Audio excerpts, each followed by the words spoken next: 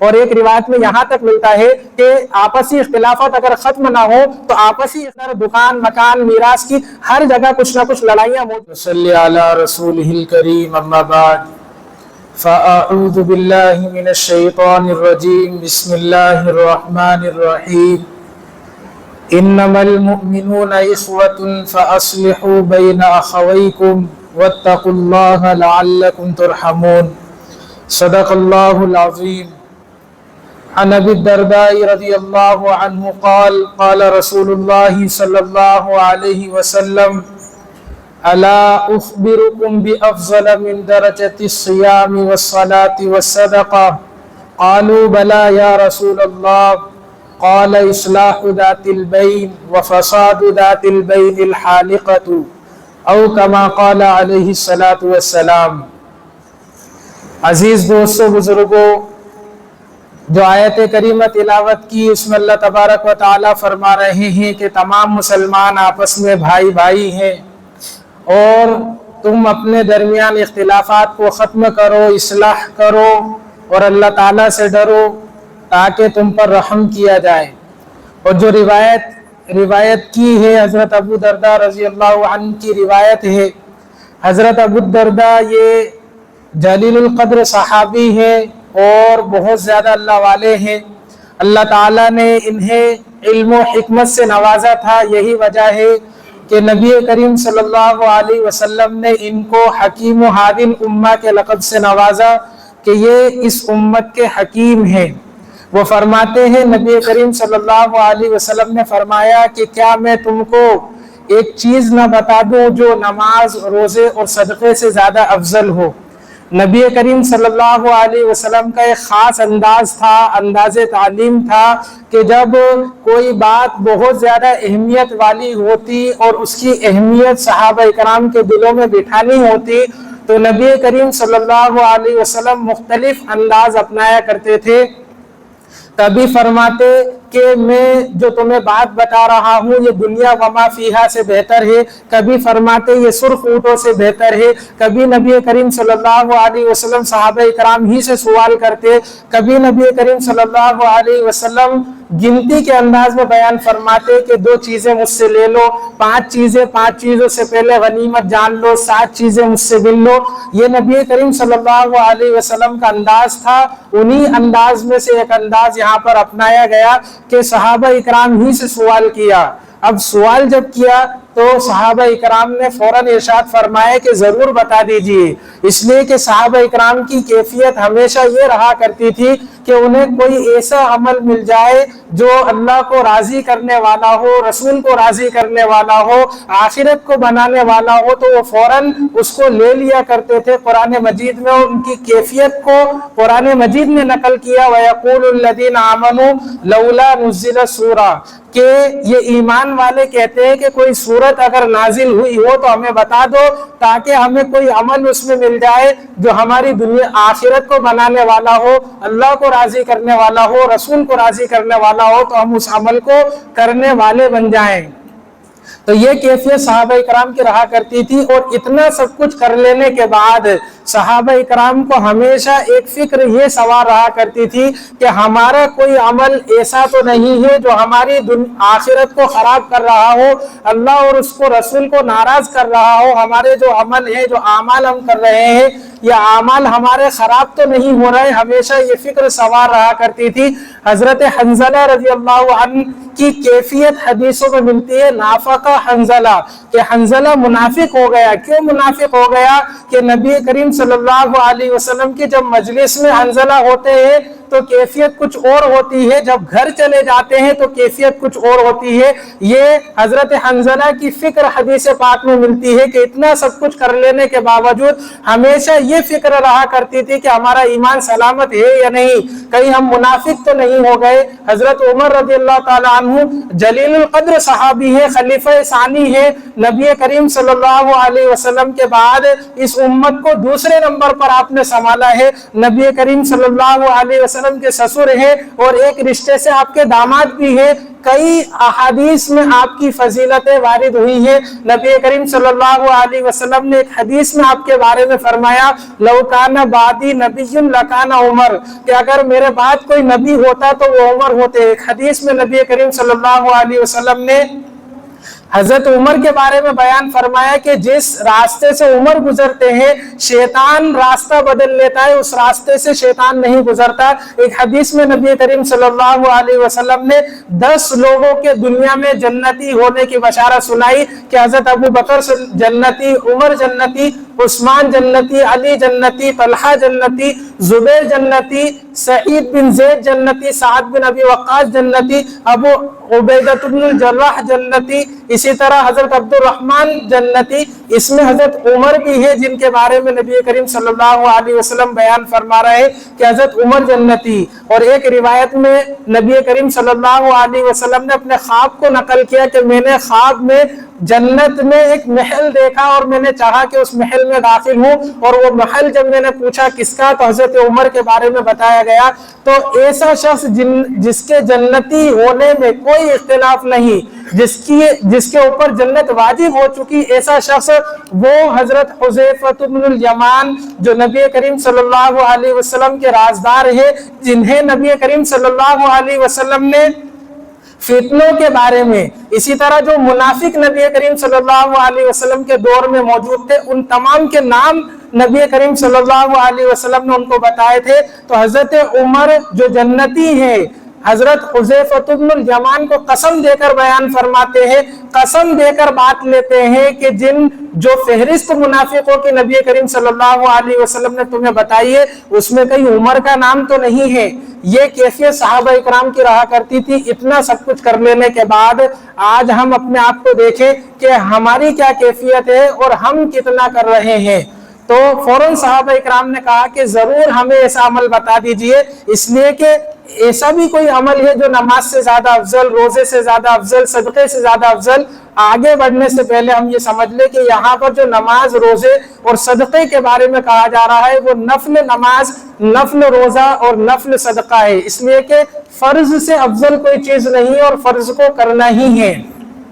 और नफल नमाज की इतनी फजीलत हदीस में आई है, एक रिवायत में मिलता है कि नफल नमाज के जरिए बंदा अल्लाह ताला का कुर्ब हासिल करता जाता है और इतना करीब हो जाता है कि अल्लाह ताला फरमाते हैं कि मैं उसका हाथ बन जाता हूँ, मैं उसका कान बन जाता हूँ, मैं उसकी जुबान बन जाता हूँ, मैं उसकी आंखें बन जाता हूँ, मैं उसका पैर बन जाता हूँ। यानी हर अमल बंदा वो करता है जो अल्लाह ताला को पसंद होता है, बंदा वही काम अपने हाथों से करता है जो अल्लाह ताला को पसंद होते हैं, बंदा वही बातें सुनता है जो अल्लाह ताला को पसंद होती है। ये नफल नमाज के जरिए हासिल होने वाली फजीलत है। इसी तरह रोजे के बारे में अस्सौमु ली व अना अजज़ी भी, कि रोजा मेरे लिए है और मैं खुद इसका बदला देने वाला हूँ। इसी तरह सदक़े के बारे में मिलता है कि 1 रुपया सदका करने का सवाब ये 700 गुना ज्यादा फजीलत रखता है। तो इतनी फजीलत वाली चीज और बताई जा रही है कि कोई एक चीज और भी है जो इनसे ज्यादा फजीलत वाली है। वो क्या है? नबी करीम सल्लल्लाहु अलैहि वसल्लम ने फरमाया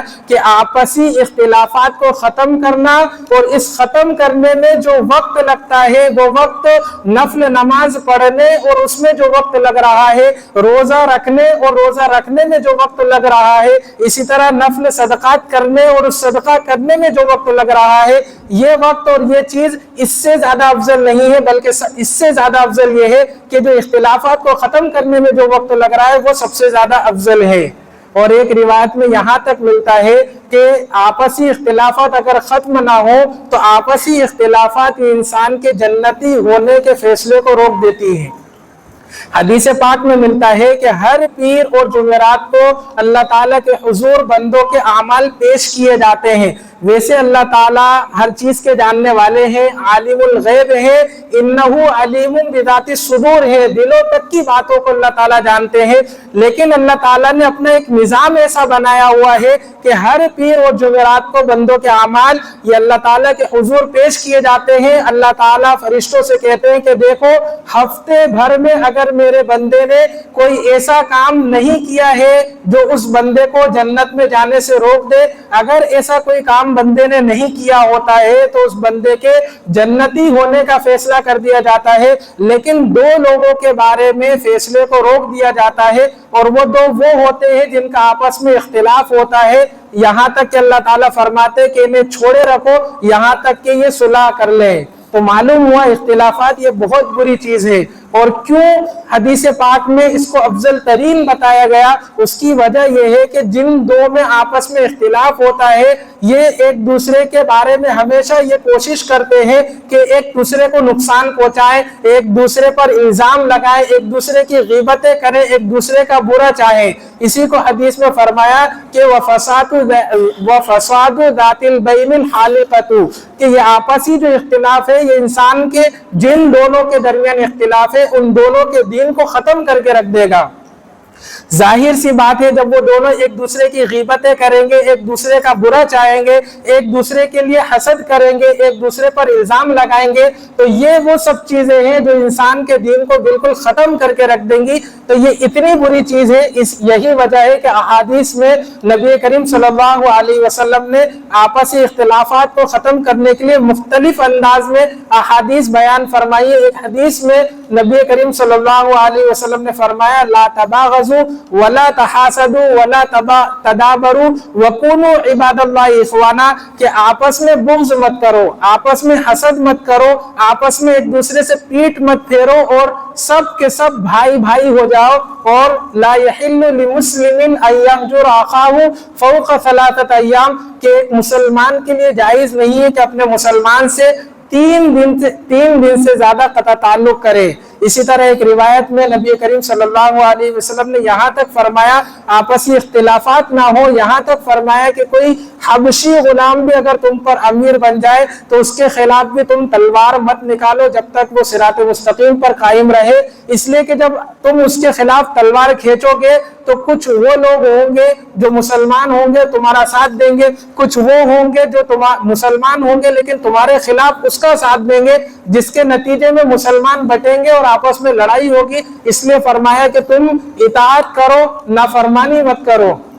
آج ہم دیکھیں کہ لڑائی جھگڑا گھر گھر میں یہ ایک فیشن بن چکا ہے، ہر گھر کے اندر دکان مکان میراث کی ہر جگہ کچھ نہ کچھ لڑائیاں موجود ہیں، اور اس اختلافات کو ختم کرنے کی بالکل کوشش بھی نہیں کی جا رہی ہے، بلکہ ہمارا عمل یہ ہے کہ جب ہمیں معلوم ہوتا ہے کہ فلاں جگہ اختلاف چل رہا ہے، فلاں بھائیوں کی باتیں بنی ہیں، ان کی آپس میں لڑائیاں چل رہی ہیں، تو ہم اس کو ختم کرنے کے بجائے اس کو اور کوشش کرتے ہیں کہ وہ اور بنی رہے اور بڑھ جائے۔ تو ہم میں اور پھر شیطان کے چیلوں میں اور شیطان میں کیا فرق رہ جائے گا؟ زمانے جاہلیت میں کیا فرق رہ جائے گا؟ اگر ہم زمانے جاہلیت کو دیکھیں تو باپ مرتے مرتے بیٹوں کو وصیت کرتے ہوئے مرتا تھا کہ فلاں سے جو ہماری دشمنی ہے اس کو بھولنا مت، اس کو قائم رکھنا۔ تو ہم میں اور ان میں کیا فرق رہ جائے گا؟ شیطان میں اور ہم میں کیا فرق رہ جائے گا؟ حدیث پاک میں ملتا ہے کہ شیطان سمندر کے اندر پانی میں اپنے تخت کو لگاتا ہے، اور اس کا بہت بڑا لشکر ہے، چیلے چپاٹے ہیں، چھوٹے چھوٹے شیطان ہیں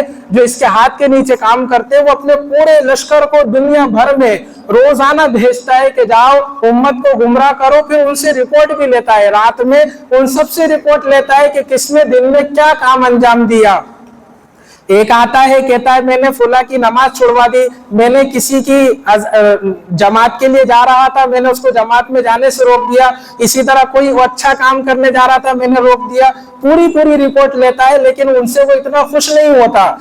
یہاں تک کہ ایک شیطان آتا ہے اور آ کر کہتا ہے کہ 2 میاں بیوی آپس میں خوشحال زندگی گزار رہے تھے، میں نے ان دونوں کے درمیان اختلاف ڈالا، اور اتنا اختلاف ڈالا کہ ان دونوں میں جدائیگی ہو گئی۔ جب وہ یہ بات سنتا ہے تو اتنا خوش ہوتا ہے کہ اسے اٹھا کر اپنے کندھے پر بٹھا لیتا ہے اور کہتا ہے کہ یہ میرا حقیقی جانشین ہے۔ اب جو لوگ اختلافات کو ختم نہیں کرتے بلکہ اختلافات کو بڑھاتے ہیں اور پیٹرول کا کام کرتے ہیں اور ڈیزل کا کام کرتے ہیں لڑائی کے اندر، انہیں دیکھ لینا چاہیے کہ وہ اور شیطان میں کتنا فرق رہے گا، کچھ فرق نہیں رہے گا۔ یہاں تک کہ ہم اگر حدیثوں کا جائزہ لیں تو آپسی اختلافات کو ختم کرنے کے لیے جھوٹ بولنے کی اجازت ہے، گول جھوٹ، جسے توریہ کہا جاتا ہے حدیث میں، کہ جو جھوٹ بھی نہ ہو اور بات بات بھی مسئلے کا حل بھی نکل جائے اسے توریہ کہا جاتا ہے کہ سامنے والا اسے کچھ سمجھے اور ہم کچھ اور کہیں۔ مثال کے طور پر ہم اس طرح بھی لڑائی جھگڑے کو ختم کر سکتے ہیں کہ ہمیں معلوم ہے کہ فلاں کے درمیان لڑائی جھگڑا ہے تو ہم ایک کے پاس جا کر کہیں کہ تم اس کو برا بھلا کہتے ہو، وہ تو تمہارے لیے دعائیں کرتا ہے، تمہاری تعریف کرتا ہے، تمہارا اچھا چاہتا ہے۔ اب ہر ایک نماز پڑھتا ہے اور نماز میں پوری امت مسلمہ کے لیے ہر ایک دعا کرتا ہے، تو جھوٹ بھی نہیں ہوا کہ ہم نے جو کہا تمہارے لیے دعا کرتا ہے وہ پوری امت مسلمہ کے لیے دعا کر رہا ہے، اس میں اس کے لیے بھی دعا ہو گئی اور جھوٹ بھی نہیں ہوا۔ اور اس سے کیا ہوگا، سامنے والا نرم ہو جائے گا کہ فلاں میرے لیے دعا کر رہا ہے اور میرا اچھا چاہ رہا ہے اور میں اس کے لیے برائی لے کر بیٹھا ہوں، تو اس سے کیا ہوگا، آپسی اختلاف ختم ہوگا۔ بعض علماء نے تو سری جھوٹ بولنے کی بھی اجازت دی ہے کہ اگر آپسی اختلافات، لڑائی جھگڑے، رنجش کو ختم کرنے کے لیے اگر سری جھوٹ بولنا پڑے تو سری جھوٹ بولنے کی بھی اجازت ہے۔ اب ہم دیکھیے کہ ہم کیا کرتے ہیں، ہم آپسی اختلافات کو ختم کرنے والے ہوتے ہیں یا نہیں؟ اور آپسی اختلافات کو ختم کرنے والا جو عمل یہ اتنی اہمیت والا ہے کہ نبی کریم صلی اللہ علیہ وسلم نے اس کی اہمیت کے پیش نظر ایک مرتبہ امامت کے فریضہ چھوٹا ہے آپ کا۔ جب تک آپ مدینہ طیبہ میں رہے ہیں آپ نے، نبی کریم صلی اللہ علیہ وسلم نے صحابہ اکرام کو جماعت سے نماز پڑھائی ہے، امامت کی ہے، لیکن ایک مرتبہ ایسا ہوا کہ آپ امامت کے لیے، امام بننے کے لیے غالباً عصر کی نماز تھی، آپ موجود نہیں تھے، جماعت کا وقت ہو گیا، صحابہ اکرام نے مشورہ کیا اور حضرت عبد الرحمن بن عوف نے نماز پڑھائی ہے، نبی کریم صلی اللہ علیہ وسلم بعد میں آ کر شریک ہوئے ہیں۔ جب تاخیر کی وجہ پتہ چلی تو وجہ معلوم کی تو پتہ چلا کہ نبی کریم صلی اللہ علیہ وسلم کو پتہ چلا تھا کہ دو قبیلوں کے اندر آپس میں اختلافات ہو گیا تھا، تو اس اختلافات کو ختم کرانے کے لیے نبی کریم صلی اللہ علیہ وسلم تشریف لے گئے تھے، آنے میں تاخیر ہو گئی جس کی وجہ سے امامت رہ گئی۔ اندازہ لگائیے کہ آپسی اختلافات کو ختم کرنا یہ کتنی اہمیت والا ہے۔ اب آپسی اختلافات نہ ہو اس کے لیے ہمیں کیا کرنا پڑے گا، دو چیزیں ہمیں اپنے اندر پیدا کرنی ہوں گی۔ آپسی اختلافات اگر نہیں ہوں گے، اگر ہم ان دو چیزوں کو اپنے اندر پیدا کر لیں گے، نمبر ایک تواضع، انکساری۔ تواضع کہا جاتا ہے اپنے آپ کو چھوٹا سمجھنا، حدیث پاک میں آتا ہے من تواضع للہ رفعہ اللہ، کہ جو تواضع اختیار کرتا ہے، اپنے آپ کو چھوٹا بناتا ہے، اللہ تعالیٰ اس کو بلند کرتا ہے۔ نبی کریم صلی اللہ علیہ وسلم نے ہمیشہ اپنے آپ کو بندہ مانا ہے، کوئی امتیازی شان نبی کریم صلی اللہ علیہ وسلم کی نہیں ہوا کرتی تھی، آپ سادہ پہنتے تھے، سادہ کھاتے تھے، ہر ایک سے بات کرتے تھے، یہاں تک کہ اگر کوئی نیا آتا تھا تو اسے پہچاننے میں مشکل ہوتا تھا کہ نبی کریم صلی اللہ علیہ وسلم کون ہے، اسے پوچھنا پڑتا تھا کہ حضور کون ہے۔ یہ نبی کریم صلی اللہ علیہ وسلم کی سادگی کا عالم تھا، اور یہی سادگی نبی کریم صلی اللہ علیہ وسلم سے صحابہ اکرام میں منتقل ہوئی۔ حضرت ابو بکر رضی اللہ تعالیٰ عنہ کا ایک واقعہ ملتا ہے جس سے آپ کی سادگی کا اندازہ ہوگا کہ آپ کتنے سادہ رہا کرتے تھے۔ آپ خلیفہ وقت ہیں، خلیفہ بن چکے ہیں۔ جب آپ خلیفہ بنے حضرت ابو بکر صدیق رضی اللہ تعالیٰ عنہ، تو انہوں نے اپنے علاقے میں جو بستیاں تھیں ان بستیوں میں پیغام بھیجا اور ذمہ دار لوگوں کو بستیوں سے بلایا، ہر بستی میں جو جو ذمہ دار تھا ان کو بلایا اور بلا کر فرمایا کہ مجھ پر ایک بھاری ذمہ داری آ چکی ہے، اب میں ہر بستی میں نہیں جا سکتا کہ وہاں جا کے دیکھوں کون بیوہ ہے، کون ضرورت مند ہے، کون حاجت مند ہے۔ تم اسی بستی کے رہنے والے ہو،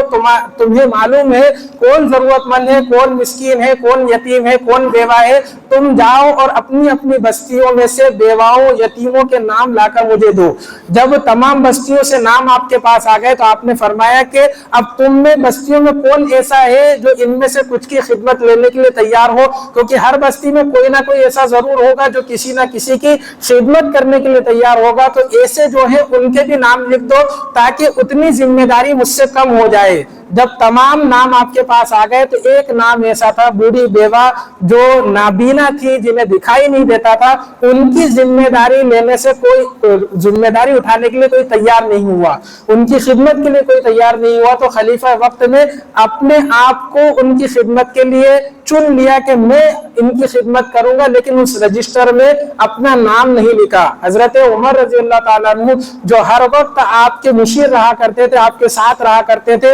वो दफ्तर में एक मरतबा आए तो देखा कि जरूरतमंदों का रजिस्टर रखा हुआ है। वो रजिस्टर उठाया तो उसमें नाम लिखे हुए थे कि फुला बेवा की खिदमत कौन कर रहा है, जरूरतमंद की जरूरत कौन पूरी कर रहा है, सबके नाम लिखे हुए थे। लेकिन उस यतीम बेवा के जो बेवा नाबीना खातून थी, उनके आगे किसी का नाम नहीं लिखा हुआ था। तो हजरत उमर ने फौरन अपना नाम लिख दिया और पता नोट कर लिया, और नोट करके अगले दिन वहां खिदमत के लिए पहुंच गए।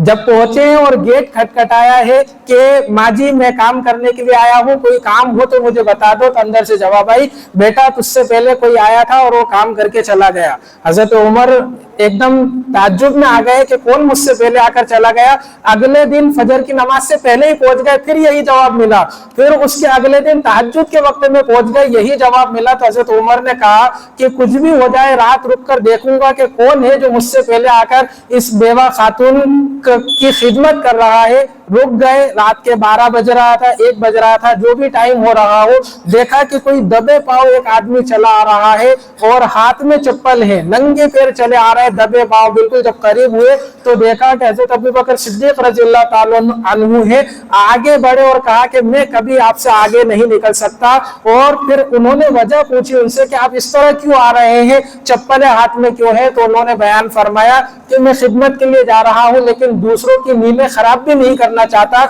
इसलिए मैंने चप्पलें हाथ में ले ली ताकि मेरी चप्पलों की आवाज से दूसरों की नींदों में खलल ना हो। ये खलीफा वक्त है जो एक बड़े इलाके की खिलाफत संभाल रहे हैं, मुसलमानों की इस्लाह का काम कर रहे हैं। उनका हाल यह है कि वो लोगों के आराम का भी ख्याल कर रहे हैं और खिदमत भी कर रहे हैं। कितनी आपके अंदर तवाज़ो होगी। आज हम देखें कि तवाज़ो हमारे अंदर है या नहीं। हम भी उसी नबी की उम्मती है जिसके उम्मती वो लोग थे। तो पहली चीज जो हमें अपने अंदर पैदा करनी है वो है तवाज़ो, अपने आप को छोटा समझना। दूसरी चीज जो पैदा करनी है वो इनकिसारी, और कहा जाता है कि इनकिसारी कहा जाता है कुर्बानी देना।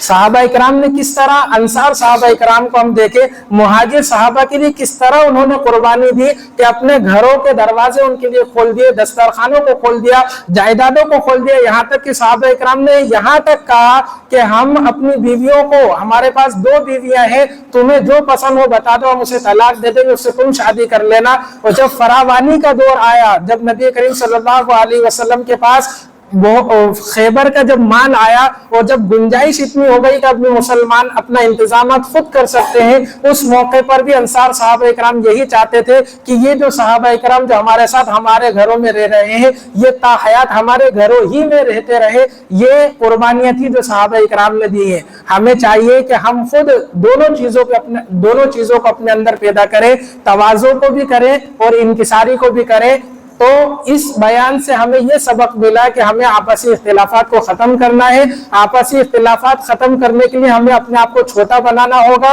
और सामने वाला जिससे हमारी लड़ाई चल रही है वो कुर्बानी दे, इनकिसारी अपने अंदर लाए कि ये मेरा भाई है, गलती हर एक से होती है, कोई बात नहीं। और तीसरे को क्या करना होगा, हमें मालूम है अगर 2 भाइयों में इख्तिलाफ है तो हमारा काम यह है कि हम उनमें इस्लाह कराए, हत्तल इम्कान कोशिश करे जिस तरीके से भी इख्तिलाफात खत्म हो सकता हो, उस तरीके से हम इख्तिलाफात को खत्म करें। अल्लाह ताला हम तमाम को कहने सुनने से ज्यादा अमल की तौफीक अता फरमाए। व आखिर दवाना।